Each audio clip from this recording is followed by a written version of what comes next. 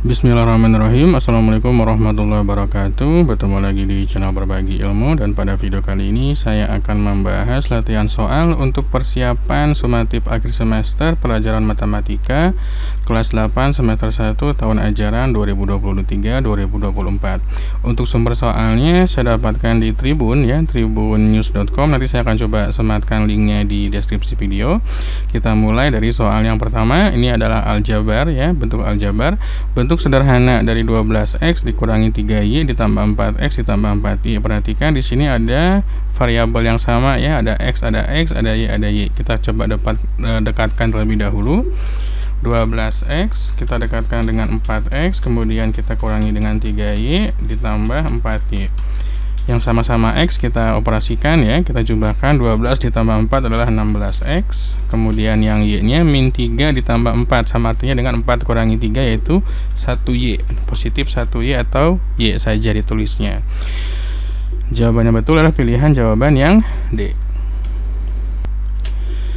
Soal nomor 2, persamaan suatu garis yang melalui titik 1,2 dan titik 3,4 adalah, kita akan coba cari terlebih dahulu gradiennya dengan menggunakan rumus gradien 2 titik. Kita akan cari rumus gradiennya itu adalah y2 dikurangi y1. y2 kita kurangi y1, kemudian kita bagi dengan x2, kita kurangi x1 gitu ya.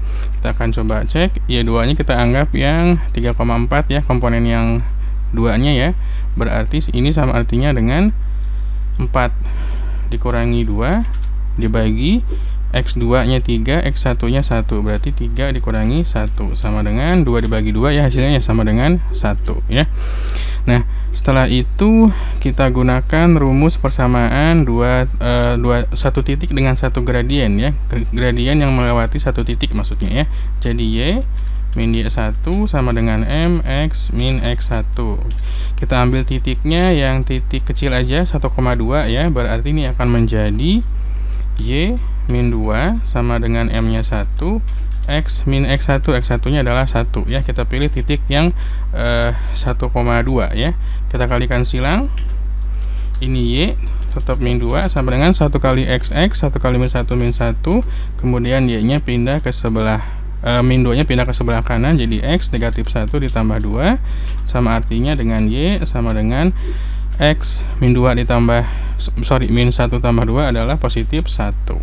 Jadi pilihan tepat adalah y sama dengan x plus 1 ada di pilihan D. Soal nomor 3, diketahui pola bilangan 17, 14, 11, dan 8 ya, dan seterusnya. Suku ke-7 dari pola bilangan tersebut adalah berapa? Perhatikan, suku pertamanya adalah 17 ya. Suku pertama itu berarti A ya. A sama dengan 17. Kemudian bedanya kita lihat dari 17 ke 14 kan beda minus 3 ya. 14 kurangi 17 kan minus 3, 11 kurangi 14 kan minus 3, 8 kurangi 11 juga minus 3. Berarti bedanya sama dengan negatif 3. Ditanyakan U ke-7, berarti rumus UN. Rumus UN itu adalah suku pertama ditambah N min 1 dikali beda ya. U7 berarti ada 17 sebagai suku pertama, N nya 7, 7 kurangi 1 sama dengan 6 dikalikan bedanya minus 3 gitu ya. Hasilnya sama dengan 17, 6 dikali min 3 adalah negatif 18 ya. Jadi 17 kurangi 18 sama dengan negatif 1, itu ada di pilihan jawaban yang C. Kita lanjut soal yang nomor 4 ya. Saya coba enter ke bawah biar kelihatan semuanya.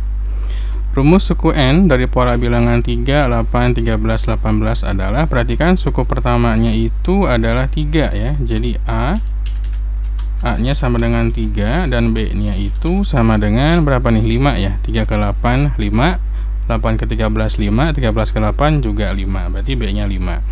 Rumus UN itu kan sama dengan A ditambah N dikurangi 1 dikali dengan beda, berarti UN akan sama dengan 3 ditambah N min 1 dikali beda. Ini akan sama dengan 3 ditambah nah bedanya itu 5 ya. Kita masukkan angka 5 langsung aja ya. 5 di sini berarti ini 5 dikali N sama dengan 5N Kemudian 5 dikali min 1 sama dengan negatif 5.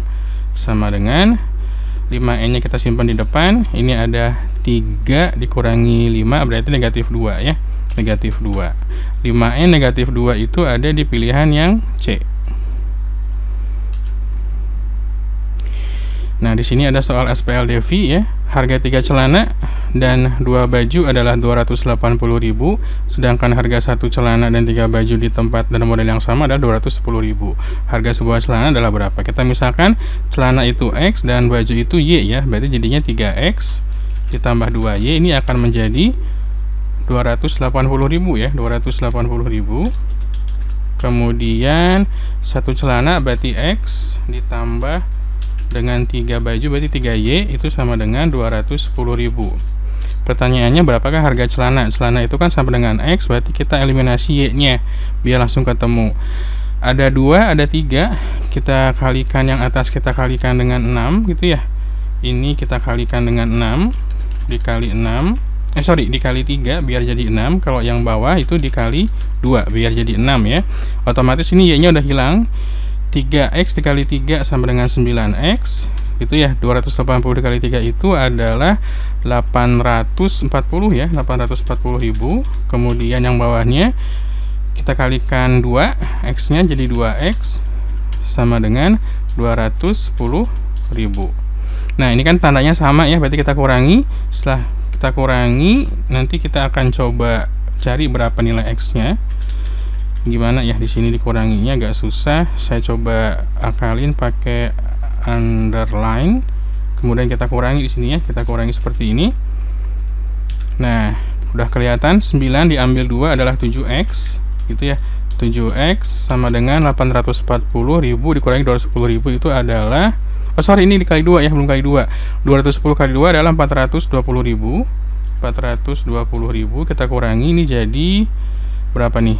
42.000 ya. Jadi 42.000 berarti X nya atau celana itu sama dengan 42.000 kita bagi dengan 7, yaitu hasilnya adalah 60.000. Ada di pilihan yang B ya. Oke, kita lanjut. Ini tentang deret lagi. Seutas tali dipotong menjadi 5 bagian sehingga panjang masing-masing bagian membentuk pola barisan bilangan. Coba nggak dikasih tahu ini apakah deret aritmatika ataukah deret geometri ya. Jika panjang tali terpendek 10, yang tengah-tengah 20 dan yang terpanjang adalah 30, maka panjang tali mula-mula adalah berapa? Perhatikan, dipotong jadi 5 bagian ya. Berarti ada U1 gitu ya. Ada U1, kemudian ada U2, ada U3, ada U4, dan ada U5. Ini kita kasih jarak seperti ini. Kalau kurang kita spasi lagi. Perhatikan yang terpendeknya 10, berarti U1-nya 10 gitu ya. U1-nya 10, kemudian yang terpanjangnya itu adalah 30 sebelah sini. Yang tengah-tengahnya ada di 20. Berarti ini 20 nih. Ini 20 dan ini adalah yang 30. Oke, kita cari bedanya aja ya. Beda itu dapat diperoleh dari U1 dengan U3 kita selisihkan. 3 ke 1 itu kan dia punya selisih 2, berarti 2B ya. Ini cara cepatnya. U3 ke 1 punya 2 selisih, berarti 2B. Kemudian selisihkan nilainya, 20 kurangi 10. Berarti 20 dikurangi 10 itu sama dengan 10. Berarti B sama dengan 10. Kita bagi 2 yaitu 5. Kalau selisihnya 5 berarti kita tinggal tambah 5 aja di sini. Ini akan jadi 15. Kemudian yang ini U4-nya akan menjadi 25 ya, dengan selisihnya 5. Nah, seperti ini. Kalau misalkan udah, tinggal di total aja panjang tali semulanya, berarti total dari nilai si potongannya 10 ditambah 15 ditambah 20 ditambah 25 ditambah 30, totalnya adalah 100. Ada di pilihan yang D ya.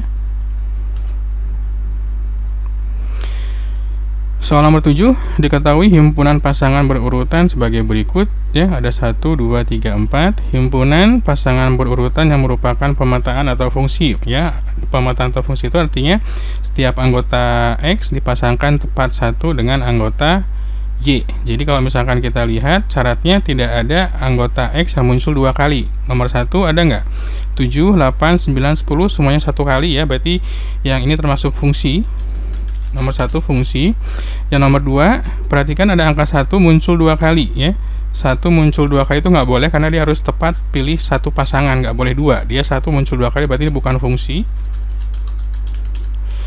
Nomor 3, ada nggak yang muncul 2 kali? Nggak ada ya. 1, 2, 3, 4 dia tetap 1 kali berarti ini fungsi.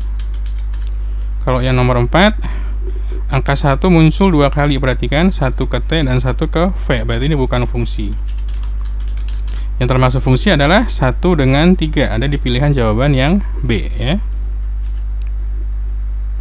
Soal nomor 8 tentang fungsi. Diketahui fungsi fx sama dengan 2 negatif 3x. Jika x-nya sama dengan min 2, min 1, 0, 1, dan 2, maka dari hasilnya adalah berapa?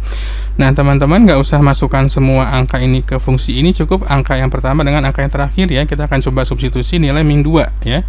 Min 2. F min 2 itu berarti 2 dikurangi 3 dikali min 2. Ini akan sama dengan 2 positif 6 ya. Negatif kali negatif positif 6 jadi positif 8 hasilnya. Berarti kita cari yang hasil depannya adalah 8. Ada dua pilihan, ada yang pilihan A dengan pilihan yang C. Selanjutnya kita cek bagian yang terakhir yaitu angka 2 di sini. Angka 2-nya berarti F2 sama dengan 2 dikurangi 3 dikali 2. Ini akan sama dengan 2 dikurangi 6 jadinya negatif 4. Negatif 4 ada di pilihan A ujungnya ya. Jadi nggak usah semuanya disubstitusi, cukup lihat awal dengan akhirnya. Nomor 8 jawabannya yang A. Selanjutnya nomor 9, diketahui fungsi fx sama dengan 6x negatif 7. Jika fk sama dengan 23, maka nilai fk-nya berapa? Perhatikan nilai fk ya. Fk berarti fk itu sama dengan 6k dikurangi 7 hasilnya sama dengan 23 ya. Berarti 6k sama dengan 23 ditambah 7 sama dengan 30. Berarti k-nya sama dengan, sebentar saya coba perkecil nilai k-nya. K-nya sama dengan 30 dibagi 6 yaitu 5. Jawaban tepat adalah di pilihan yang D ya. Nomor 10 masih fungsi juga. Diketahui fungsi fx sama dengan negatif 1 dikurangi x. Nilai f min 2 adalah berapa? Perhatikan pembahasannya. Ini saya coba enter ke bawah aja.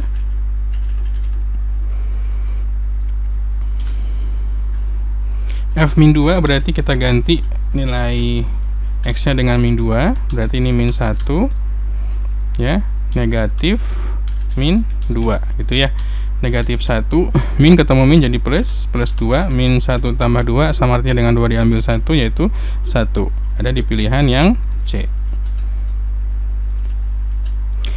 Soal nomor 11 tentang koordinat. Diketahui titik P min 5,8. Titik P berada di kuadran yang mana? Kuadran itu kan ada 4 ya, ada 1, 2, 3, 4. 1 itu x-nya positif, kuadran 2 itu x-nya negatif, y-nya positif ya. Sedangkan kuadran 3 itu adalah x-nya negatif, y-nya negatif.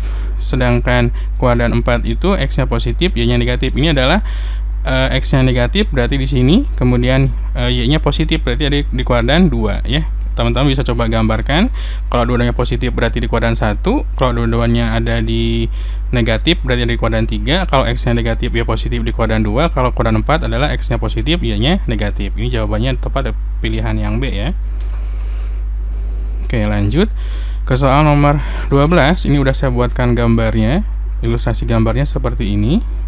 Perhatikan. Sebentar, saya coba pindah ke sini. Diketahui titik K 7, A berarti 7-nya udah ketahuan di sini ya. Cuma yang Y-nya nggak tahu berapa nih, 7, berapa. Titik K berjarak 7 dari sumbu Y, betul. Dari sini kan sumbu Y berjarak 7. Dan berjarak 6 satuan dari sumbu X serta berada di bawah sumbu X, berarti ke bawahnya 6. Ke bawahnya 6 berarti koordinatnya ada di 7, min 6. Berarti nilai A-nya adalah negatif 6 ya. Jawaban tepat adalah pilihan yang B. Ini terlalu panjang ya, saya coba hapus dulu. Oke, soal nomor 3.